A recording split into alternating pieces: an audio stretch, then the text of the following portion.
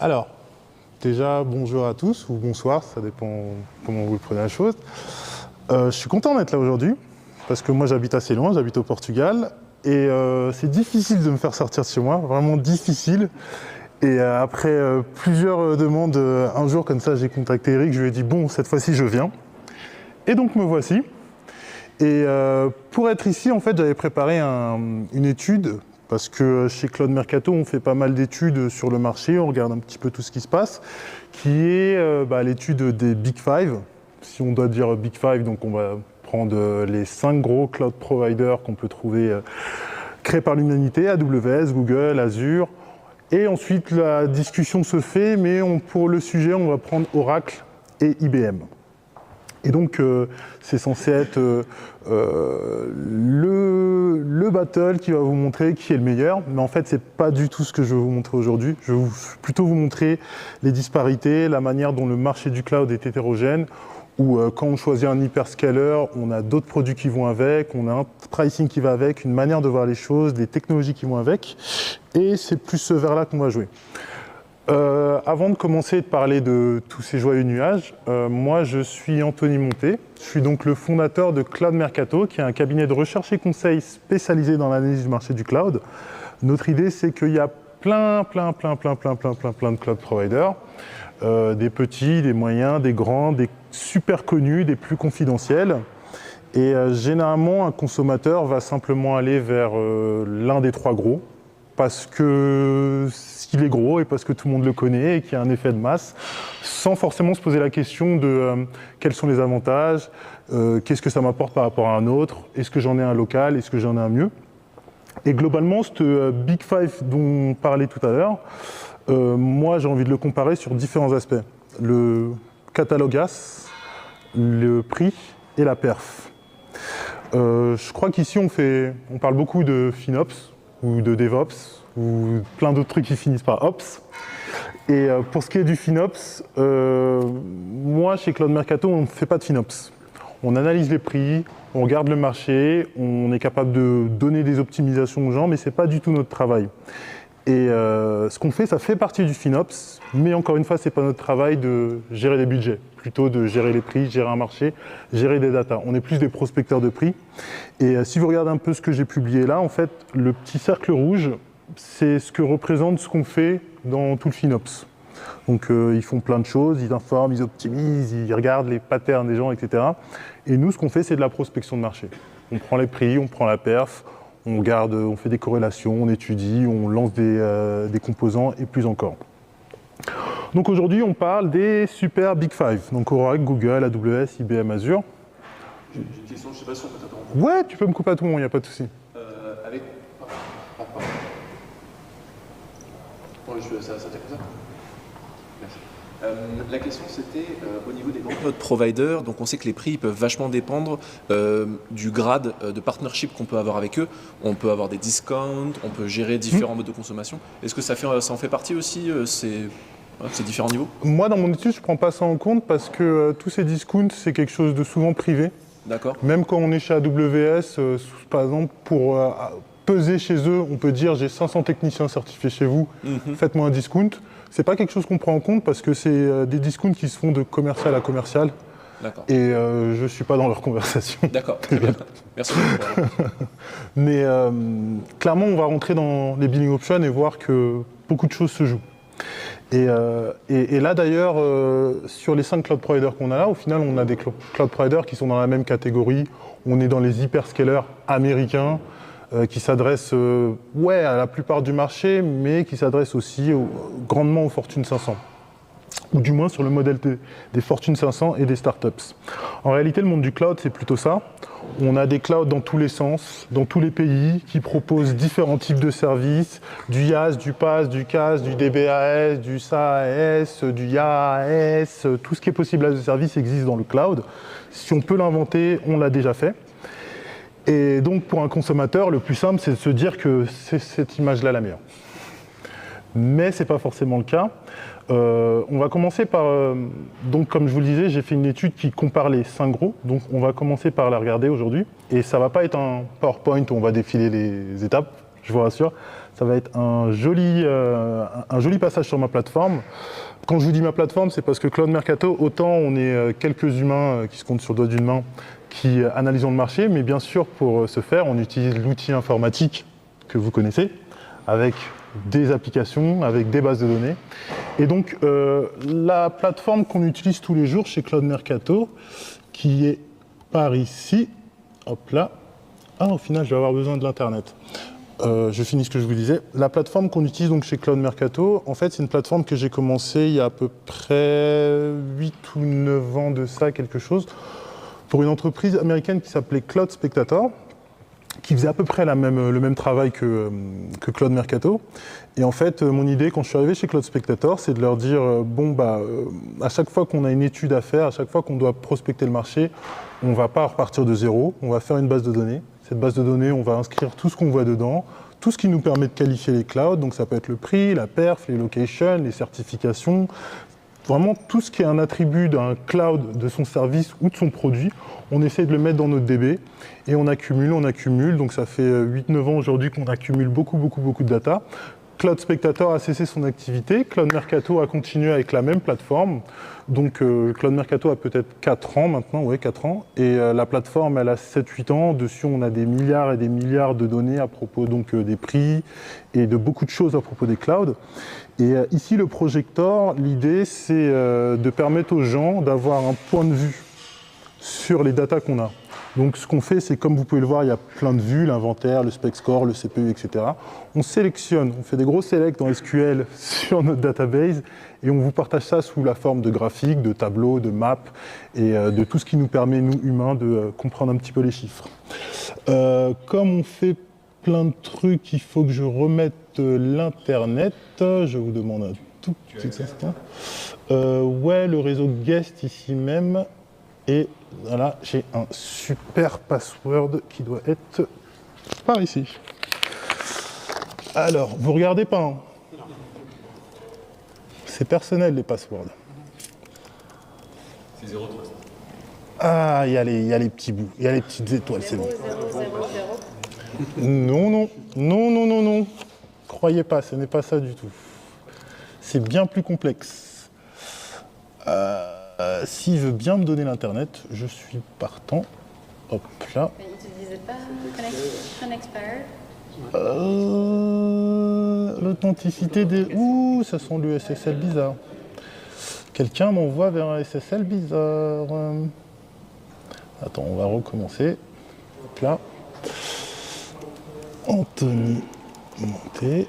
Et c'était où? Le chiffre ou la majuscule ou le caractère spécial, hein? Oh, authentication. Effectivement, avec un authentication fail, j'aurais du mal. Est-ce que j'écris en français ou en portugais? En français. Si tu veux, je rentre dans Je veux bien. Parce que là, ça n'a pas l'air de vouloir. On va retenter. C'est peut-être moi qui suis mauvais. Il y a de fortes chances que ce soit moi. Hop là.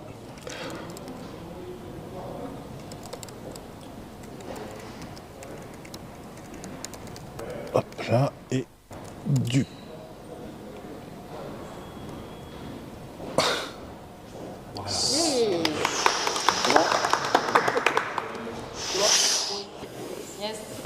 Je suis heureux. Alors donc, ici on a donc un projet qui est AWS, Azure, Google, IBM, etc. L'idée c'est qu'on veut tester et on veut mesurer l'efficience de leur IaaS vis-à-vis des perfs, vis-à-vis du catalogue et vis-à-vis du prix. Alors, il y a un premier truc qu'on peut faire rapidement. Nous, chez Cloud Mercato, on sélectionne, on s'est dit, bon, on va pas tout tester non plus. Là, pour aujourd'hui, on se focus simplement sur ce qu'on peut appeler des VM standards, c'est-à-dire CPU RAM avec différents ratios, un ratio de 1,2, 1,4 et 1,8 si je ne me trompe pas, ou pour celle-là, j'ai dû sélectionner un petit peu moins. Mais par exemple, voici un peu le catalogue de ce qu'on a. Donc j'ai sélectionné en fait, excusez-moi, des VM avec un ratio de 1 pour 4. Donc si on a un CPU, on a 4 Go. Ici, j'ai sélectionné des VM avec 8 CPU et 32 Go de RAM, si je ne me trompe pas. Donc on peut voir chez AWS que j'en ai sélectionné 3 différentes, chez Google 6, chez IBM 1, chez Azure 3 et chez Oracle 3 aussi. Je tiens à l'affirmer pour que vous gardiez en tête les couleurs que j'ai attribuées à chacun des cloud providers, puisque ça va nous suivre tout le long, sans qu'on ait besoin de lire. Alors déjà, ce qu'on peut se dire, c'est en fait, rien que chez AWS, là, j'ai 3 VM qui ont l'air similaires. Le score qui est donné là, c'est un score qui est donné en fonction des spécifications qui sont données par le hardware. Donc AWS, sur le papier, nous vend 3 produits similaires. Si on regarde un peu la différence entre les deux, elle ne va pas loin. On a par exemple la M7A, la M7G et la M7i. La M7A AMD, la M7i Intel et la M7G Graviton, donc les processeurs qui sont vendus spécifiquement par AWS et qui sont sous architecture ARM. Donc déjà, on a 3 produits. Si on ne sait pas trop ce qu'on veut faire, on ne sait pas lequel on doit choisir, on peut se dire je vais aller vers le moins cher, ce qui n'est pas forcément une mauvaise décision. On peut se dire je vais vers ma valeur sûre qui est Intel pour certains ou ma valeur sûre qui est AMD pour d'autres, mais en réalité on a 3 produits. Si on va chez Google, c'est encore pire, on a 6 produits qui correspondent au même spec. Donc peut-être qu'on a des CPU différents, mais in fine, moi, si je suis un start-upper qui a envie de lancer un produit, utiliser un Graviton ou un AMD ou un Intel, je m'en fiche. Je veux un produit qui a les spécifications que je demande. Donc, on en revient à une autre question qui est celle du prix. Là, je vous mets les prix. Ici, sur le tableau, on a juste ceux pour une partie de Google et une partie de Azure. Et en fait, pour, par exemple, les 3 produits qu'on avait là chez Azure, je vous donne le prix en fonction de la région. Ce qu'on peut voir, c'est que c'est à peu près partout pareil. En réalité, à l'heure, il y a peut-être des 10 centimes de différence.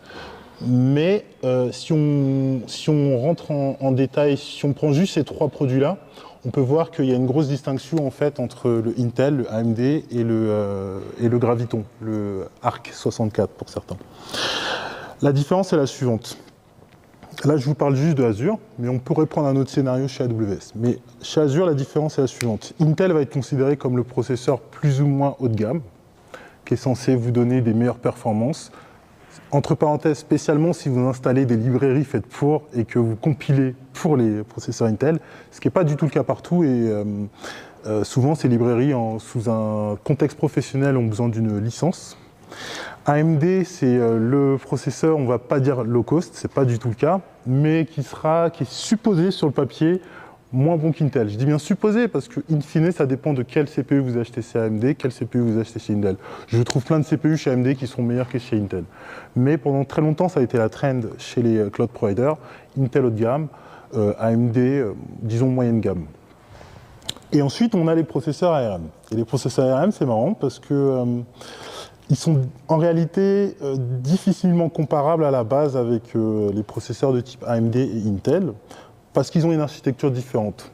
Donc si demain j'ai envie de prendre n'importe quel logiciel que je trouverai sur le web et de le lancer sur mon ARM, il y a des chances que ça ne marche pas si eux-mêmes ne l'ont pas compilé pour l'ARM. Pourquoi avoir sorti une architecture exotique alors ? Tout simplement parce qu'elle est moins chère, parce qu'elle consomme moins. Et donc si je vous sortais un petit peu les prix par ici. Par exemple, on va se concentrer sur West Europe ici, les 3 derniers. On a un D8 AS, donc encore une fois A comme AMD. On est à 0,41 centimes en USD. Si je prends le D8S, on est à 0,46 centimes cette fois-ci. Donc Intel est 5 centimes de l'heure plus cher que AMD. Et ensuite, je prends ici leur processeur de type ARM, et cette fois-ci, je suis à 36 centimes, 37 centimes à peu près. Donc au niveau prix, on a Intel au-dessus, AMD, et ensuite le ARM. Que ce soit Azure comme AWS, ils ont misé dessus. ARM, pour pouvoir ne serait-ce que fondre leur processeur et en avoir, il faut payer une licence. Mais en fait, c'est souvent moins cher que d'aller voir Intel et d'acheter juste un processeur qui peut coûter jusqu'à 2000 €. Et ça, c'est intéressant pour eux, notamment AWS, on peut le voir, ils sont partis dans le... Oui ? Quelle est la fréquence de mise à jour de ces prix chez les Big Five? En fait, c'est intéressant. Quand on dit fréquence, on part du principe qu'on est sur un marché qui évolue très vite, comme pourrait être une cryptocurrency.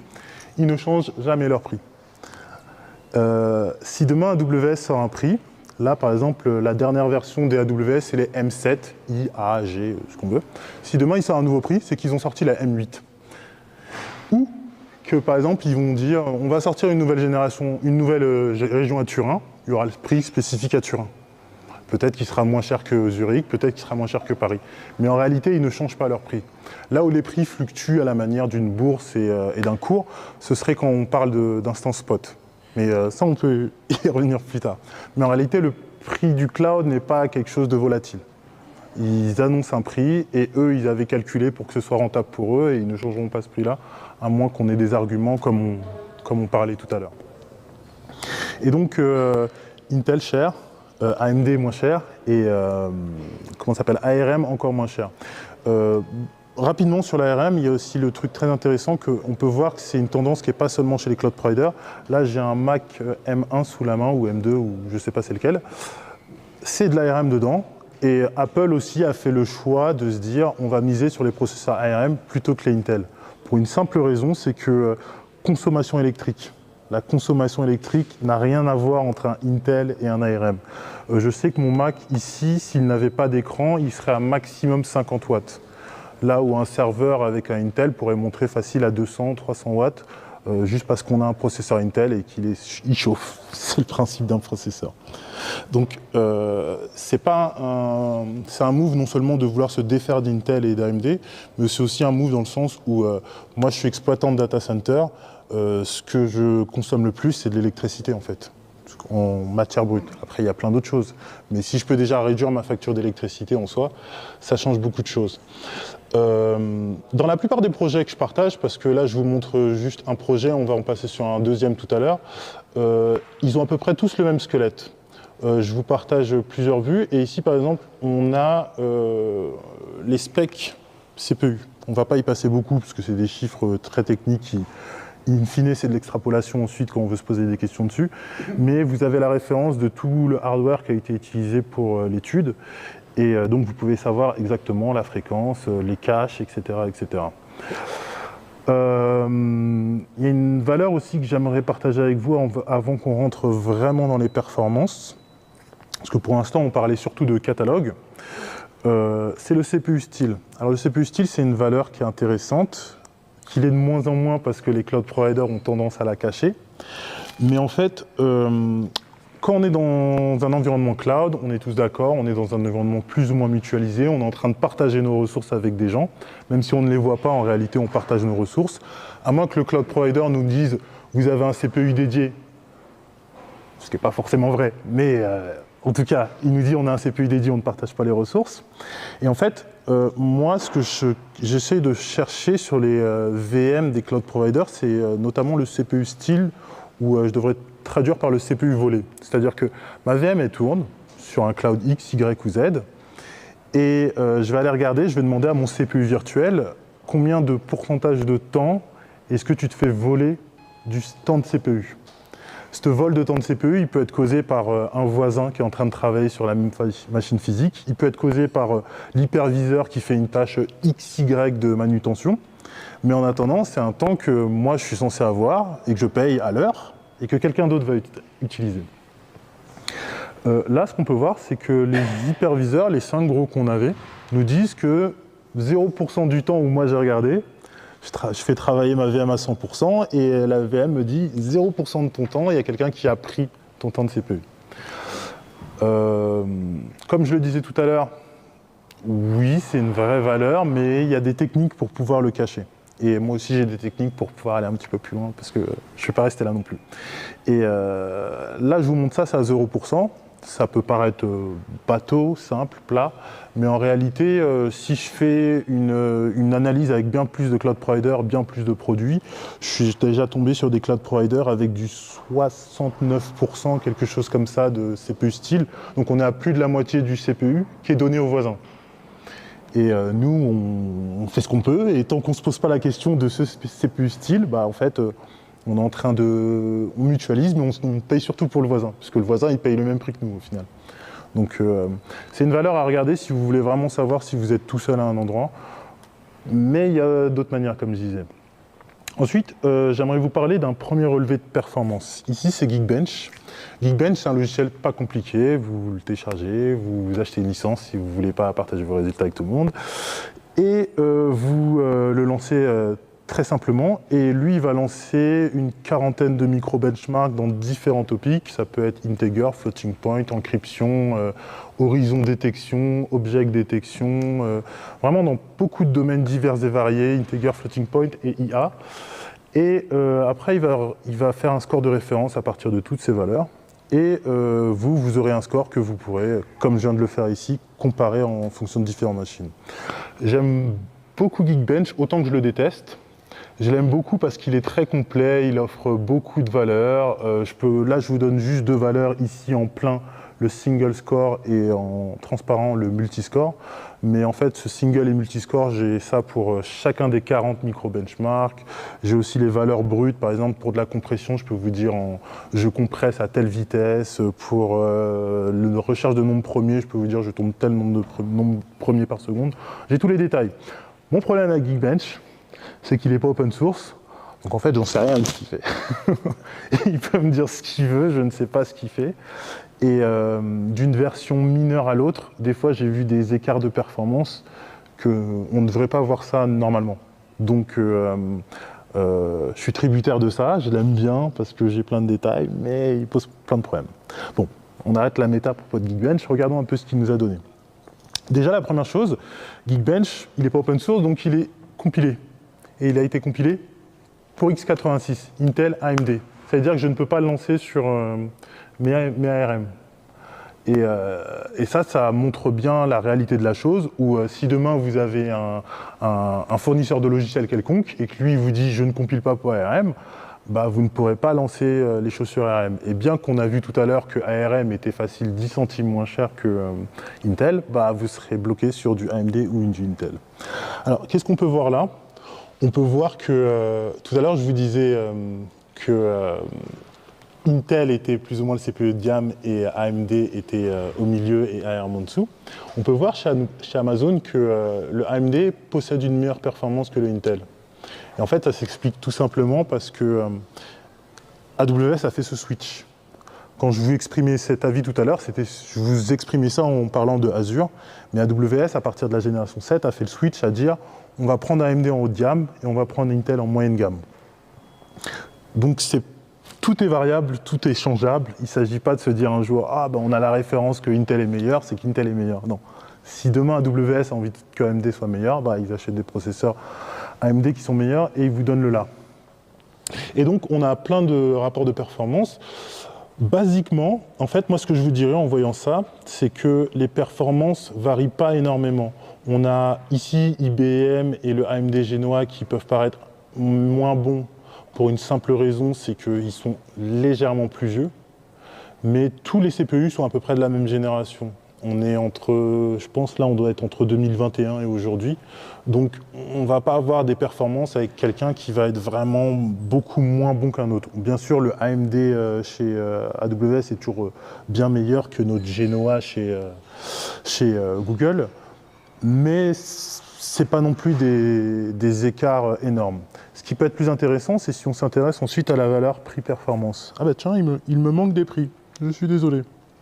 Il me manque des prix, mais ça ne m'empêchera pas de vous exprimer ce que j'ai envie d'exprimer là. Ici, on est sur un rapport prix-performance. Pas compliqué, je ne suis pas docteur en maths, vous inquiétez pas, on prend juste un prix, une perf, on fait une division. Et on a un chiffre qui nous permet de savoir où est-ce qu'est la meilleure valeur pour la performance. Et pour la performance et le prix. Et d'un seul coup, ça devient intéressant parce que déjà, l'écart qu'on avait entre un Intel et un AMD chez AWS, on peut voir qu'il devient plus petit. Mais surtout, ici, on avait Oracle qui était bien dans la moyenne, et d'un seul coup, Oracle devient bien meilleur. Pourquoi est-ce qu'Oracle est bien meilleur? Parce que là où le Optimize 3 Flex 4, ici, je crois qu'il me semble c'est un Intel chez Oracle. Si on prend le Intel chez Amazon, on est donc à 0,48 centimes. Si on prend le Intel chez Oracle, on est à 26 centimes. Donc on est à peu près en train de diviser le prix par 2. Disclaimer, je ne fais aucune pub pour Oracle, je ne suis pas payé par Oracle, je ne travaille pas chez Oracle, je n'ai pas d'action chez Oracle, je regarde le marché. Après, ce sont des chiffres. Et donc, Oracle est très bon niveau prix. Ce qu'on peut s'amuser à faire, c'est qu'on est dans le cloud. Donc certains vont nous vendre une VM à l'heure, certains vont nous dire je te la vends au mois, certains vont nous vendre à l'année, 3 ans, 5 ans, 7 ans même, je crois, chez Alibaba. Et donc, nous, ce qu'on va faire, c'est qu'on va passer au mois, puisque là, on était à l'heure. Au mois, en réalité, chez AWS, ça ne changera rien. Chez Azure, ça ne changera rien. Chez IBM, on va gagner un petit peu d'argent. Mais pourquoi je vous dis que ça ne change rien? Parce que dans les billing options qui sont proposés chez AWS et Azure, on est le prix à l'heure et ensuite on va chercher à 1 an et à 3 ans. Sur ces 1 an, on peut avoir 3 billing options. Soit je paye tout dès le départ, donc on est le 1er janvier, je prends une VM et je décide de payer, par exemple si je prends ici 1 an, AWS, je vais payer 3 000 € au mois de janvier et pendant 1 an, j'aurai ma VM, disons gratuite, hein, même si ce n'est pas tout à fait gratuit. Et j'ai le choix de payer tout maintenant, la moitié maintenant, et ensuite de payer tout le reste chaque mois, ou de rien payer maintenant et de payer juste tous les mois. La différence entre ces modes de tarification, c'est à peu près 4% en fait. Si je commence à dire à AWS, je vais payer sur 1 an, je vais payer, comment dirais-je, je vais payer ce que je dois payer, je vais le payer directement au début de l'année, ils vont me dire, ok, on te fait un mois 60% peut-être. Ça dépend la VM, ça dépend le... Si je dis je paye la moitié, ils vont me dire ok, on va te faire un moins 55%, et si je paye rien directement, ils vont me faire un moins 50%. Donc vraiment, on peut avoir des affinités. Et ici, c'est relativement mal exprimé par la Optimize 3 Flex de Oracle parce qu'elle est relativement vieille. Mais en fait, chez AWS, ici, je vais payer 3 000 € pour 1 an d'avance. Chez Oracle, il n'y a pas d'option à l'année. Ils ne proposent que du hourly. Bon, bien sûr, si je vais négocier et que je dis que ceci, que cela, et que j'ai des stocks et que je mets du volume, tout est négociable dans la vie. Mais là, avec les prix publics qu'ils me donnent, j'ai pas de différentes billing options. Bon, il n'y a pas de monthly, il n'y a pas d'yearly, il n'y a pas de 3 ans, il n'y a pas de tout ça. Donc Oracle va me dire, tu payes à l'heure, point barre. Et même en payant à l'heure, en fait, je suis à 2 300 € chez Oracle. Là où un AWS va me mettre à 3 000 € avec la réduction yearly et tout ça, etc. etc. Donc là, pourquoi Oracle est moins cher, pourquoi Oracle est moins bon sur mon graphe, c'est surtout une question de performance. Mais la performance, en réalité, c'est le truc de Anthony chez Cloud Mercato qui est à fond, qui fait le geek, etc. Mais la plupart des décideurs se focus sur le prix, pas forcément sur la performance. Maintenant, quand j'offre un graphique prix-performance, ça aide à la compréhension des choses, ça aide à pas mal de choses.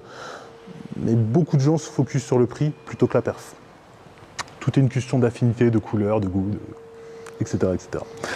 Là, je vous donne des chiffres avec des graphiques. On peut s'amuser aussi à regarder ces chiffres-là en tableau, les télécharger, mettre ça dans Excel et commencer à faire du machine learning et plein de choses. Mais voilà. Ici, je vous ai donné un aspect des performances. Des aspects des performances, on en a plein, notamment pour le CPU. Je suis tout oui. Oui, j'ai une question, parce que là, on parle de réservation. On voit que les prix peuvent vraiment différer, mais est-ce qu'il y a aussi des différences au niveau des contrats, par exemple, pour rendre la réservation? Est-ce qu'il y en a un qui va nous coûter plus ou moins cher, ou est-ce que... Ouais, tout à fait. Alors, chez AWS, moi, je récolte les prix de ce qu'on appelle, je crois que c'est les Reserved Instances chez AWS. Mais en fait, il y a bien plus d'options sur le long terme. Par exemple, ils ont un mode, je crois que c'est chez AWS, il me semble que c'est chez AWS. Déjà, il n'y a pas longtemps, ils ont dit que si tu t'es trompé dans la réservation que tu veux faire, tu peux la rendre. Tu as 15 jours, quelque chose comme ça. Par contre, il faut que tu le fasses avant le 15 du mois. Parce que si tu fais ta réservation le 28 du mois, le 1er du mois d'après, tu n'as plus le droit de les rendre. C'est un peu bizarre, mais bon, c'est pas moi qui fais les règles. Et du coup, il y a ça. Et il y a une autre méthode de tarification qui est celle de dire tu peux commander des choses sur le long terme, mais sinon on sort une... je ne me rappelle plus le nom exact, mais sinon on sort une de quoi? Flexible Reserve. Ouais, je crois que c'est ça. S'ils sortent une nouvelle génération, bah, tu peux passer à cette nouvelle génération et continuer ton contrat sur une nouvelle génération. Donc il y a des modes comme ça. Moi, dans ma DB, ce que j'essaie de faire, c'est de capturer toutes les données de tous les clouds. Donc j'ai des gros tableaux qui permettent de remplir plein de choses et d'avoir des nuls là où est-ce que je suis pas capable de, où un cloud ne le fait pas. Mais pour les 27 modes de tarification d'une VM AWS, j'ai pas encore fait toutes les colonnes. Je suis pas rentré, je suis désolé. Et par exemple, chez Google, le long terme, c'est ce qu'on appelle du commitment. Et le commitment que tu fais, c'est pas sur de la VM, c'est du CPU et de la RAM. Donc moi, je fais des trucs où je calcule que telle VM, si tu la prends en commitment, c'est ceci, etc. Je fais des équivalences. Mais des fois, dans la réalité pure, deux contrats ne sont pas réellement comparables directement. Il faut comprendre les choses. Et c'est d'ailleurs là que Cloud Mercato fait le truc où on a plein de data, on essaye de partager la majeure partie de nos data sur la plateforme gratuitement, parce qu'on sait que si tu te couches pas dans ces data pendant un mois, tu peux les avoir, c'est cool, mais elles risquent même limite de t'induire en erreur. Parce qu'il faut aller lire les contrats, il faut aller lire les choses, il ne s'agit pas juste d'avoir de la data. En fait, là, par exemple, je vous montre beaucoup de data, mais je suis très content justement de pouvoir parler de ces data et pas juste tenez un tableau, une URL, allez regarder ça et tout va bien, quoi. Vraiment, si on veut faire de la comparaison de cloud, il faut comparer les choses et les comprendre, pas juste les chiffres. Et là, par exemple, je vous donne un aspect des performances CPU avec Geekbench. Je pourrais vous donner un autre aspect du CPU avec ici même Sysbench. C'est juste un autre workload qui permet d'avoir un autre aspect. On est à peu près dans les mêmes valeurs, si vous regardez, si vous faites la différence entre les deux. Donc on va splitter le CPU, on va passer à un autre aspect qui est plutôt la bande passante. Alors la bande passante, c'est intéressant de s'y pencher. Si on back to the 90s avec un PC normal, on achète un ordinateur chez Dell ou chez HPE, et celui-ci a une ou deux cartes Ethernet, InfiniBand, il a de quoi le connecter en réseau, tout va bien. Ce InfiniBand ou ce Ethernet va nous donner du 10 gigabits par seconde, sauf que là on est dans le cloud, et que quand le cloud, je viens le voir et que je lui demande une VM avec 2 CPU 4 Go, bah pour lui ça représente 2% de la grosse machine physique qu'il a dans son data center, donc il ne va pas vous vendre l'intégralité du tuyau qu'il a pour le réseau. Il ne peut pas se permettre de le faire. En tout cas, il y en a qui se permettent de le faire, mais les hyperscalers, généralement, ne le font pas. Ce que va vous dire un cloud provider, généralement, c'est je vous garantis, pour telle VM, je vous garantis telle bande passante maximale. Ce qui est très bien, il vous l'annonce. Mais il vient de vous dire maximal, ça veut dire qu'il ne vous garantit rien du tout en réalité. Et que si demain il y a un problème et que tout le monde est en train de faire la même chose en même temps, bah c'est pas sûr que la capacité qui est donnée ici. Et en fait, si vous regardez mon graphique ici, on peut voir que pour chaque barre, il y a une petite barre grise qui suit un peu. Et en fait, la barre grise représente plus ou moins l'écart type qu'il peut y avoir quand j'ai testé. AWS, si on regarde bien, la barre grise est tout le temps la même que la barre de couleur. Et ça veut dire qu'ils m'ont dit 12 gigabits, ils m'ont donné 12 gigabits. Chez Azure, on peut voir qu'il y a une petite différence. Chez Google, on va y revenir tout de suite. IBM, pareil, ils m'ont dit, c'est à combien qu'ils sont? Ouais, ils doivent être à 11 gigabits, ils m'ont donné 11 gigabits. Oracle, pareillement. C'est vraiment le produit vous dit, quand vous regardez ces spécifications, tu auras droit à temps maximum. Là, le cloud provider, en l'occurrence, l'a donné. Moi, j'ai déjà vu chez ces mêmes cloud providers qu'ils ne m'ont pas respecté ce qu'ils m'ont dit maximum. C'est des choses qui arrivent chez tout le monde en réalité. La chose à se dire, c'est que chez Oracle, prenons juste Oracle, pas Google. Chez Oracle, plus vous prenez de CPU, plus vous aurez de bande passante. Ce qui veut dire que plus vous prenez de RAM, la bande passante ne changera jamais. Donc si votre besoin en RAM augmente, votre besoin en bande passante, il ne bougera pas. Et si vous avez besoin de plus de bande passante, vous devrez prendre plus de CPU. Mais vous n'avez peut-être pas besoin de ce CPU, encore une fois. Ça dépend de votre workload, ça dépend de ce que vous faites, ça dépend de la machine, ce qu'elle fait, ça dépend de votre archi, ça dépend de plein de choses. Maintenant, pourquoi est-ce que je voulais passer Google? C'est parce que Google, en fait, de tout ce que je fais depuis toujours dans le benchmark de cloud, au niveau réseau, ils sont numéro 1. Il n'y a pas de doute là-dessus. Ils sont toujours très bons. Je vous parle de perf, pas de prix. Le prix, c'est une autre histoire. Ils sont relativement chers. Mais au niveau réseau, ils sont toujours très bons. L'information qu'on peut se dire, c'est si j'ai envie de faire tourner un YouTube avec un CDN, c'est un mauvais exemple parce qu'il y a plein d'autres choses qui consomment autant, mais si j'ai envie de faire tourner un YouTube, bah, il me faut du réseau. Et Google a un réseau mondial. Les autres aussi, hein, Azure, AWS, Oracle en a moitié. Hein. Mais bref, ce que je veux dire par réseau mondial, c'est que ces acteurs ont un réseau mondial qui fait la même taille que Internet.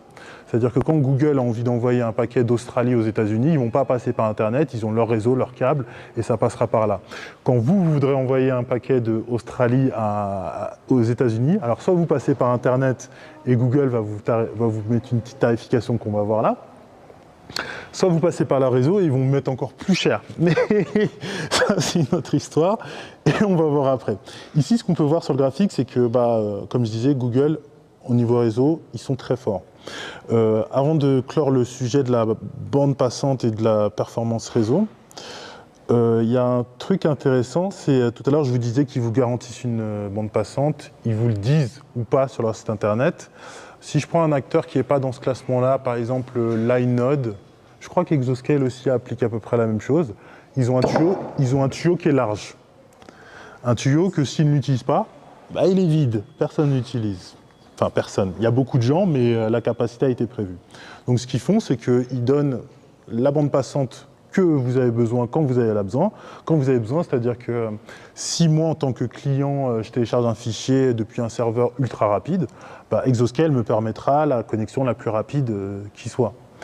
Le seul problème qu'il pourrait y avoir, c'est si eux, ils ont mal prévu la chose. Si demain, d'un seul coup, ils ont 10 000 clients qui se mettent à faire leurs 10 000 backups à 23 h le dimanche, oui, peut-être que ça peut poser problème. Mais généralement, ils ont des jolis graphiques, des trucs, et ils font des prévisions, donc c'est pas quelque chose qui arrive souvent. Ce qu'on peut voir, c'est peut-être les petits écarts comme on voit là. Chez Google, par exemple, je dis qu'ils sont très performants, mais on peut voir qu'il y a quand même un certain écart type, où c'est pas tout le temps la même perf, ce qui veut dire que en fait, il faudrait prendre la chose dans le sens inverse. Si je prends AWS là, c'est limité, sans écart type, tout simplement parce que virtuellement, ils ont limité la chose. On a une autoroute et on a dit aux gens, tu vas à 50. Bah oui, on voit que les gens, ils sont à 51 et ils y restent jusqu'au bout. Alors que chez Google, on dit aux gens, tu vas à 350 et la plupart des gens, ils ne peuvent pas aller tout le temps à 350. Donc, il y a des écarts de vitesse sur le temps. Là, depuis tout à l'heure, on est en train de parler de machines virtuelles. Basiquement, le cloud, c'est pas du tout, de mon point de vue à moi, c'est beaucoup plus large et la machine virtuelle d'ailleurs, c'est plutôt la manière que l'humanité a trouvée pour rester dans ses habitudes. Il y a beaucoup plus de services et on va passer à un autre service qui s'appelle le block storage. Block storage, pour ceux qui ne savent pas, stockage en bloc en français, je ne sais pas en allemand, désolé pour nos Suisses germains. L'idée du block storage, c'est d'avoir un disque dur virtuel. Donc on peut se dire, je vais le payer au giga, tout va bien.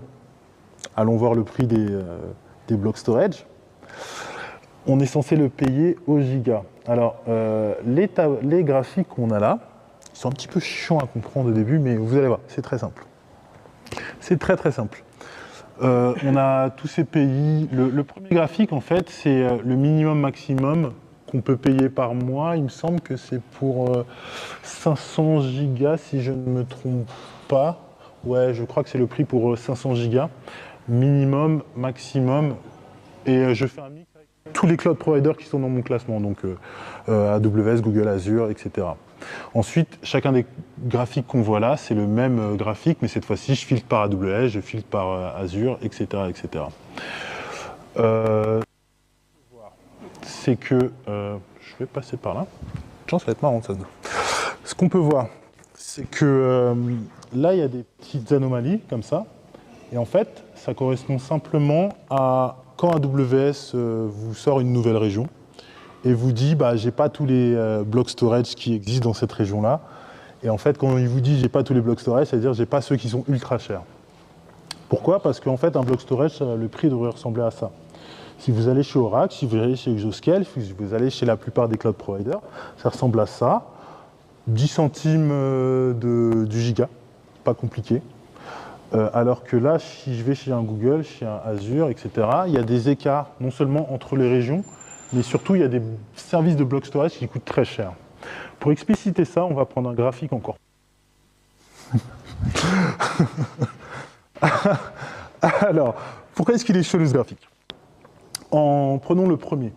Ici, en X, on a le prix, en Y, on a les IOPS. Les IOPS, c'est une mesure c'est une manière de mesurer la performance, notamment pour les gens qui font de la base de données, ils s'intéressent beaucoup aux IOPS. Ça permet de savoir le nombre, on va traduire simplement, le nombre d'entrées-sorties par seconde que notre disque dur virtuel est capable de faire.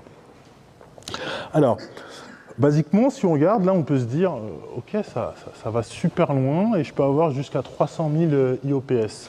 Mais par contre, je peux payer aussi 10 000 € par mois pour 500 gigas. Ça fait cher le disque dur, hein, 10 000. Ouf. Ah ouais, quand même. Bref. Et donc, en fait, si on rentre un peu dans les détails, je pense que je peux le faire avec le super outil qui s'appelle le web. Je prends par exemple ici, celui-là. On a donc le AWS General Purpose SSD. C'est le block storage qui existe chez AWS depuis plus de 10 ans. Celui-ci va me coûter 242 $, 118 centimes de... 118 centimes... non, c'est pas 118 centimes, c'est 11 centimes, excusez-moi, par giga, par mois. C'est pas cher parce que je suis dans cette partie-là du graphique, mais si je commence à m'aventurer beaucoup plus loin, par exemple là, ce petit carré, pourquoi est-ce que c'est cher? C'est parce qu'en fait, c'est des options particulières. Alors, quand je suis chez les hyperscalers, si j'ai envie d'avoir un block storage, je ne me pose pas beaucoup de questions. Je leur prends leur service block storage, ils vont avoir un truc qui s'appelle standard, general purpose, etc., qui va coûter 10 centimes. C'est cool, c'est bien, je peux avoir un block storage pour pas cher. Maintenant, dès que j'ai envie de faire plus de 20 000, plus de 30 000 IOPS chez les hyperscalers, là par contre, ils vont commencer à proposer des solutions spécifiques. À vous dire, je vous vends la performance, pas juste le stockage, parce qu'à la base, quand on achète un disque dur, on se dit, je vais acheter un nombre de gigas, mais là, on va vous vendre la performance. C'est pour ça d'ailleurs que j'ai séparé avec deux graphes, IOPS et bande passante avec les mégabytes par seconde. Et donc là, AWS nous vend un super block storage qui s'appelle le IO2 à 64 000 IOPS. 64 000 IOPS, c'est rien. C'est un disque dur un SSD d'il y a 12 ans faisait du 64 000 facile, vraiment facile. Encore une fois, on est dans un cloud, ils ont des grosses machines qu'ils ont mutualisées, qu'ils ont divisées pour que chacun ait la perf demandée. Mais moi, perso, hein, je ne mettrai jamais 3 400 € par mois pour un disque dur de 500 Go à 64 000 IOPS. Je préfère aller chez plein d'autres fournisseurs. Mais même chez d'autres fournisseurs, on peut voir qu'il n'y a pas qu'AWS qui en fait a cette tendance-là. Et en fait, je dis moi je ne le ferai pas, mais en fait, moi je ne gère pas des budgets de fou. La start-up, c'est pas Fortune 500. Et il y a des gens qui sont prêts donc à payer pour garantir le fait que leur application ait une performance. Et ça, c'est pas rien. Quand tes clients te demandent que telle application doit être à 200 millisecondes pour chaque personne qui fait un clic dessus, bah, si tu as les moyens de t'assurer ça, bah, apparemment, il y a des solutions pour le faire. Il y a des solutions pour le faire, mais encore une fois, il y a Oracle qui a débarqué sur le marché il y a 7 ans et qui a dit « nous, on veut casser les prix ». Et ça se voit largement en fait par ici sur les tableaux là. Si on doit dessiner des jolies courbes, on aura la courbe de Azure par exemple en bleu qui va être celle-là, là, avec toutes leurs options. On a celle d'AWS qui va nous faire ça, on a celle de... Voilà, on a toutes les courbes. Celle droite, elle est là. Et le fait qu'elle soit beaucoup plus verticale, ben, on est sur le X, donc on est en train de jouer sur le prix. Donc en fait, pour le même prix que les autres, je suis à 1/10, peut-être 1 centième, je sais pas, on passe de 11 000 $ à peut-être 278 $. Après, comment ils font pour être rentables, je ne sais pas. Ce n'est pas tellement mes affaires. Mais moi, je pense qu'ils sont rentables, tout simplement parce que les autres se gavent. Quand on regarde en termes de produits, comme je vous le disais, si on retourne à la base, 64 000 IOPS, c'est rien du tout. C'est rien du tout. Maintenant, on prend le contexte, on retourne en 2012. Avoir 64 000 IOPS dans le cloud, c'était plus compliqué. Je sais par exemple que, oui, Exoscale, par exemple, avait une très bonne solution de block storage, et là toujours d'ailleurs, et proposait des super perfs qui n'avaient absolument rien à voir pour les 10 centimes que les autres cloud providers ils sont là. Je sais qu'un Exoscale, je pouvais facile faire du 100 000 IOPS pour 10 centimes. 10 centimes. Donc il y a beaucoup cette vision dans le cloud, et j'ai commencé ce speech par là, on prend une solution parce qu'elle est connue. Pas trop parce qu'on se pose des questions techniques de qu'est-ce qu'elle peut m'apporter, peut-être en termes de features, peut-être en termes de certification, mais in fine, techniquement par rapport au prix. Ici, en fait, là, sous les yeux, on voit très bien qu'il y a des solutions qui sont complètement inadaptées si on ne s'intéresse pas à l'ensemble du spectre que le marché nous propose. Il y a des solutions qui sont juste là pour répondre à des questions claires.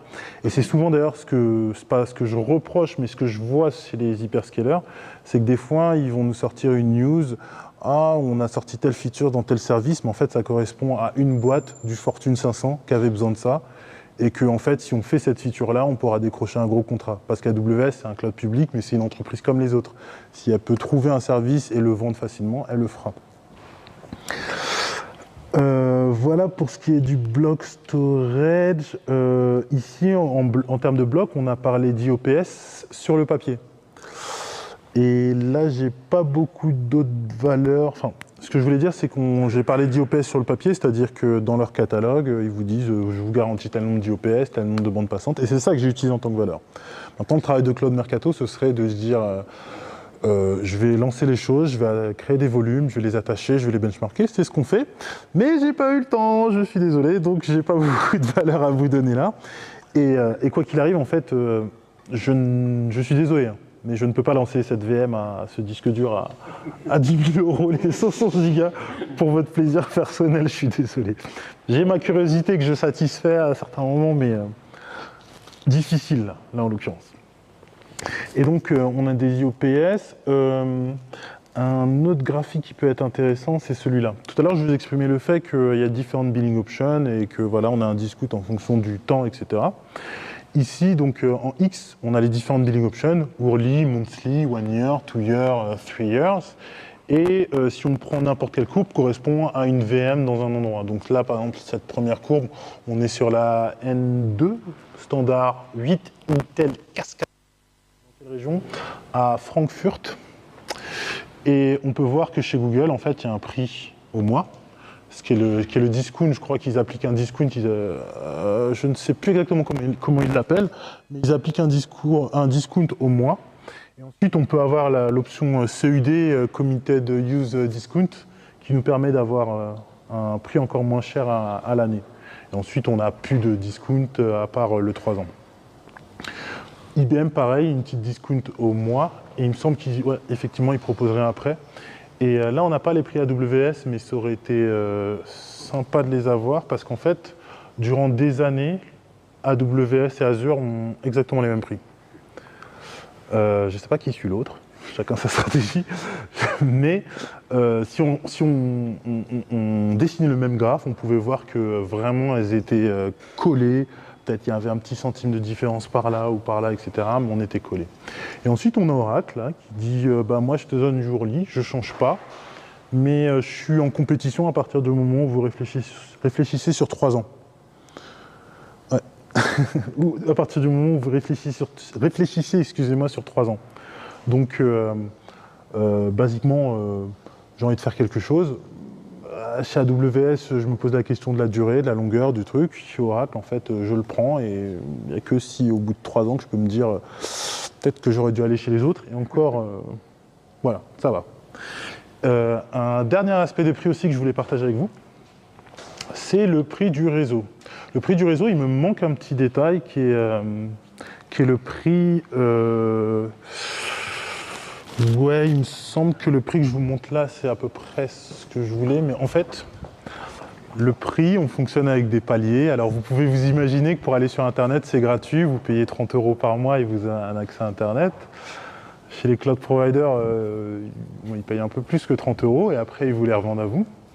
Et basiquement, chez les cloud providers, l'entrée est gratuite, la sortie est payante.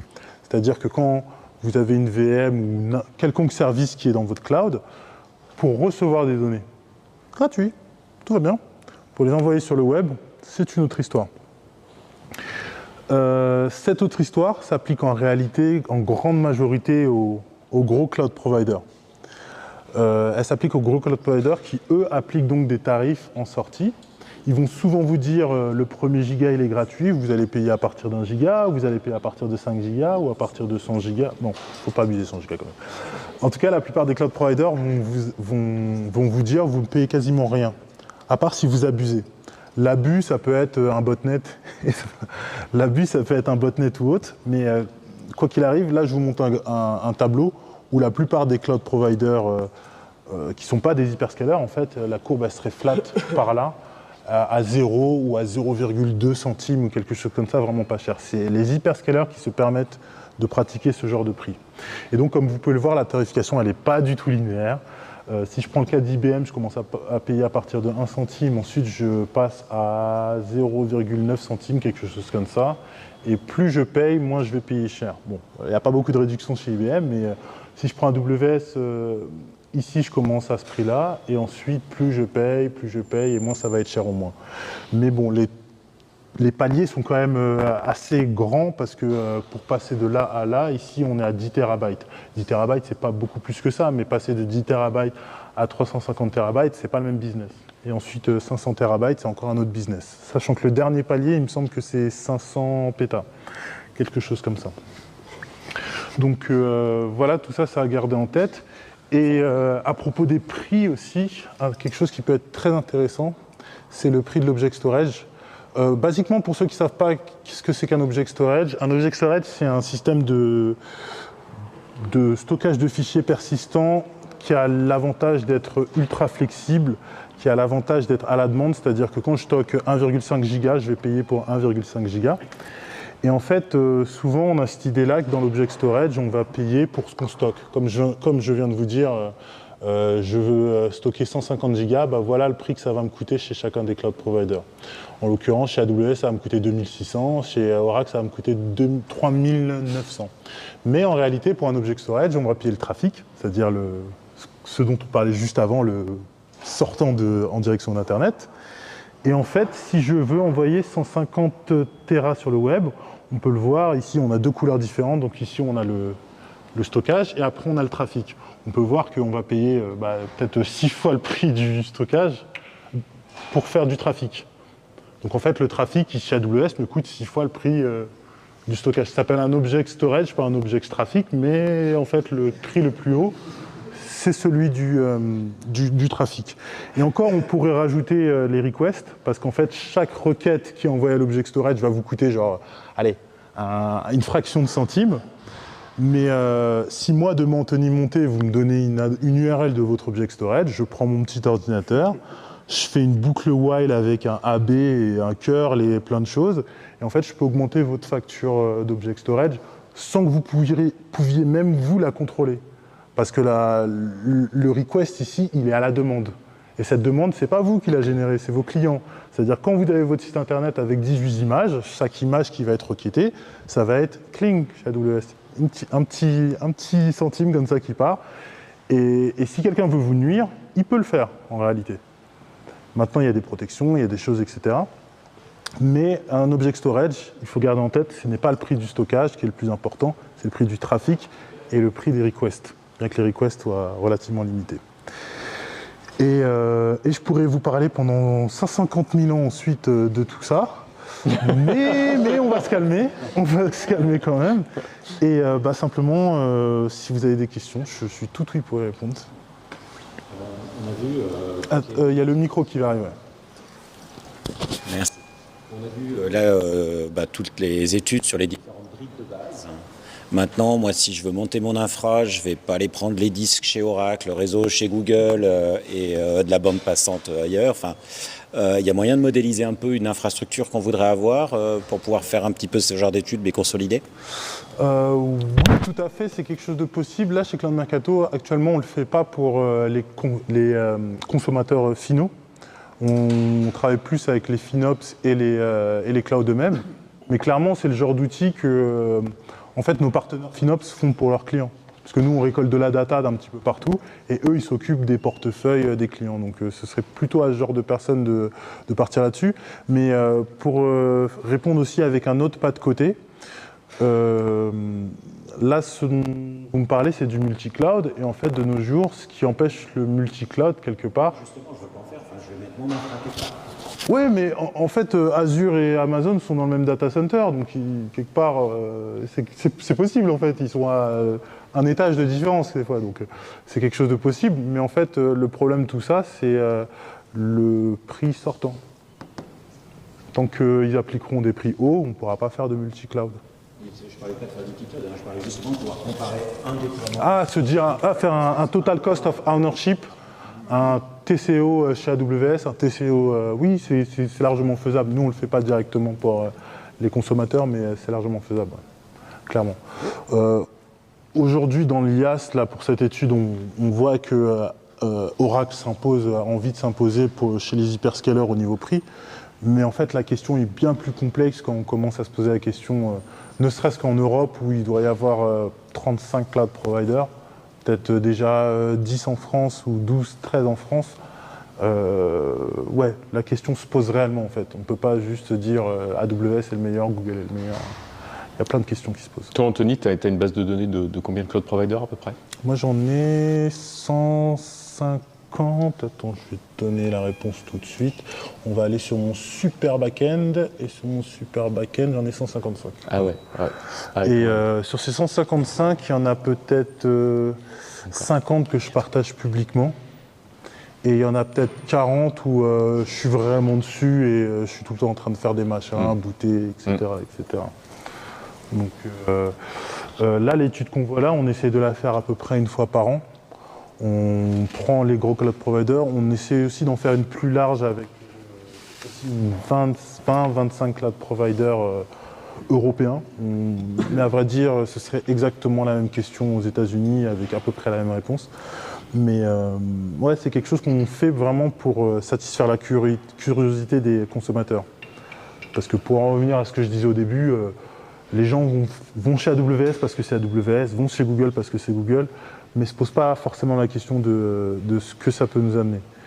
Et d'ailleurs, Cefala tout à l'heure va nous montrer des plus de chez Azure. Et moi, en tant que Cloud Mercato, c'est aussi un biais que j'ai de me fixer sur des chiffres, alors que ce que Cefala va nous montrer, c'est des features, c'est des choses qui améliorent directement les workflows des gens, et c'est pas de la perf ou du prix ou des chiffres. C'est quelque chose d'humainement parlant que, pour moi, Cloud Mercato, c'est très difficile à mesurer une feature. Ça va être un booléen dans ma DB, mais le booléen, pour quelqu'un, il signifie plus 10 000. Pour moi, c'est un booléen, quoi. Merci Anthony, c'était franchement, c'était vraiment top.